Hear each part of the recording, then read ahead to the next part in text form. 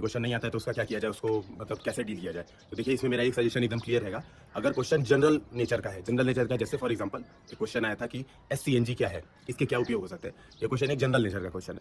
इस general nature के question में एससीएनजी को एक्सप्लेन करने की जरूरत नहीं है, ठीक है। अगर आपको एग्जैक्ट नहीं पता है कि एससीएनजी क्या है तो कई लोग क्या करेंगे, हाई सल्फर सीएनजी, कई लोग सॉलिड सीएनजी, कई लोग कुछ भी एस से कुछ भी बना के स्पेशल सीएनजी वो लिख देंगे।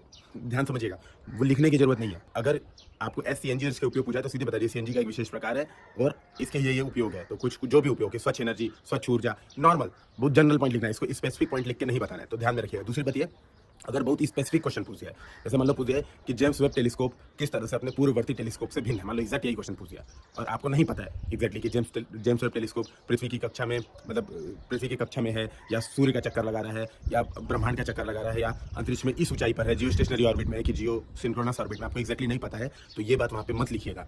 कभी भी ब्लफ करने की कोशिश उन प्रश्नों पर एकदम नहीं करनी है जो प्रश्न आपको नहीं आता है, ये ध्यान में रखिएगा, बहुत जरूरी बात है। मैं आपको एक एग्जांपल बता रहा हूँ। जब मैं 2018 या 19 का पेपर दे रहा था, मेंस लिखा था, तो एक प्रश्न आया था कि पाल वंश ने किस प्रकार बौद्ध धर्म में कुछ योगदान दिया, ऐसा कुछ पूछा था, ठीक है। मतलब मुझे एग्जैक्ट वो क्वेश्चन नहीं याद है। जब ये प्रश्न पूछा ना तो मैंने क्या किया, मैंने कुछ भी लिख दिया। मतलब मैंने लिख दिया कि कोई तो पाल था, उन्होंने आके वो बौद्ध वृक्ष काट दिया। मैंने ऐसे स्पेसिफिक इस बात को बता दिया कि बौद्ध वृक्ष काट दिया, ये कर दिया, वो कर दिया।